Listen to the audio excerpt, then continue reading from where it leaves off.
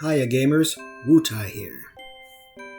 It's common knowledge at this point that each new numbered iteration into the Final Fantasy series is its own self-contained story and universe. With a few exceptions, of course, such as the Fabula Nova Crystallis series. But this, of course, has not stopped the boundless imagination of the fandom from constantly running wild and finding connections between the various characters, stories, and universes of their favorite Final Fantasy games. One in particular, which was recently teased by the developers themselves. Today, I'm going to be presenting to you my very own connective headcanon that features my two favorite Final Fantasy games, Final Fantasy VIII and Final Fantasy XIII-2. That's right, gamers. This is episode 2 of Headcanons, the show where I take something that is probably not even true, but I make it true because it's true to me, and that's all that matters. That's your theory. That's your theory. That's your theory. That's your theory. So we'll see what happens. Final Fantasy VIII deals with a time-traveling, time-compressing sorceress, and the journey of a brave group of students from the military academy on their quest to stop her once and for all. Now, Final Fantasy VIII has had numerous theories crafted about it. Many are very well known and very notorious, but this is something I have not seen much about, little to nothing about, actually. Now, let's talk about Final Fantasy XIII-2 real quick. You play as Sarah Farron, the sister of Lightning, who went missing in the first game, and Sarah meets a mysterious boy in this game known as Noel Kreis. Noel Kreis traveled through time to aid Sarah on her quest to find Lightning. And throughout the game, you start to learn more about this mysterious boy and his tragic past.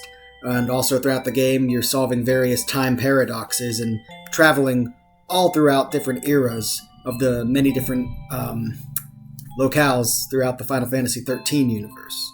At first glance, I instantly thought of Squall Leonhardt, the protagonist from Final Fantasy VIII, when I first laid eyes on Mr. Kreis. But little did I know that that wasn't the only time during this game that I was going to be reminded of that character from my favorite Final Fantasy game while playing this masterpiece.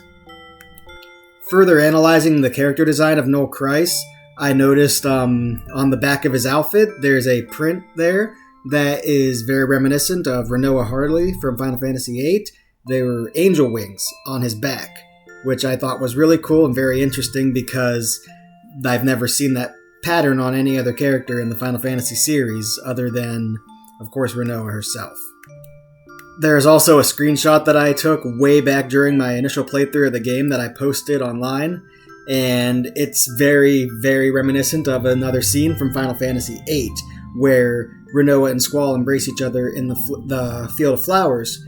The same exact sort of thing happens in Final Fantasy XIII-2. There's a scene that's so reminiscent of it that I was like, this cannot be a coincidence. I think they're really trying to tell us something. It's between Noel and his love interest, Yule.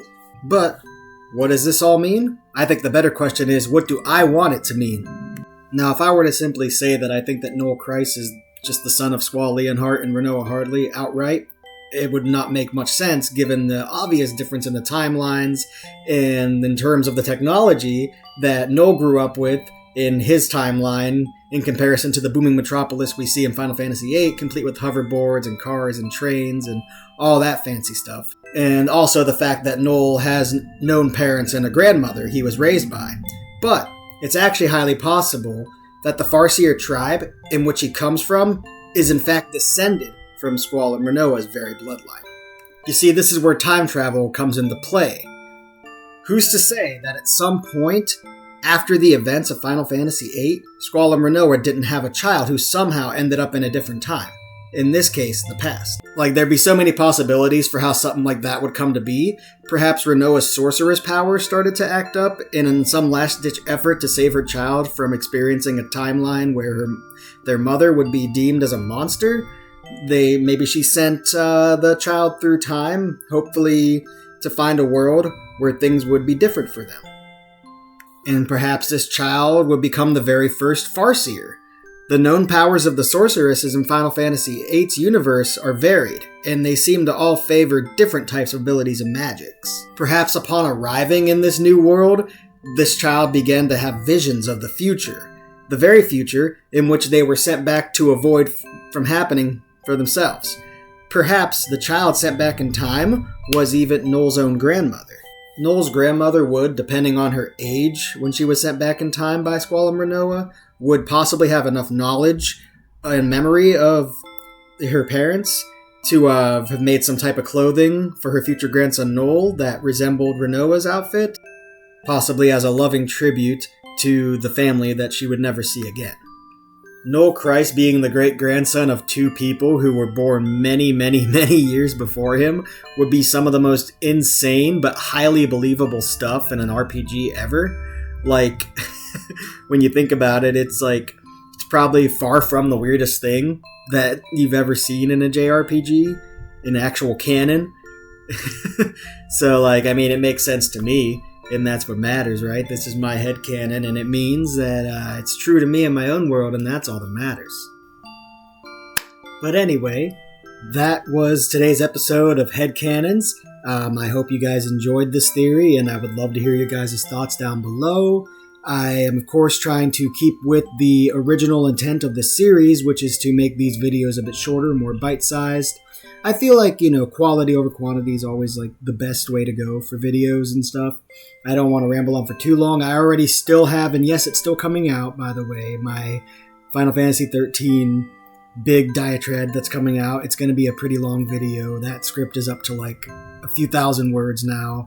I'm pretty excited to get that out there, but of course I've got to lock the heck in, and I've got to finish streaming Final Fantasy 13, and then after I do that, I can get that video out to you guys, and I'm super excited about that. I'm grateful for everybody who has supported me thus far, and I'm super excited to continue doing my streams and continue locking in, working on things. I've been busy with school recently, busy with work as well, but I am going to, of course, be trying more now to lock in and get some more content out for you.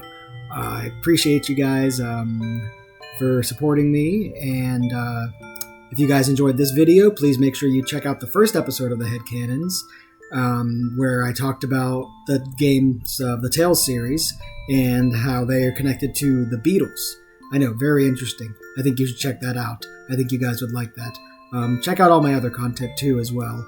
I guess I'll see you guys around, and bye-bye.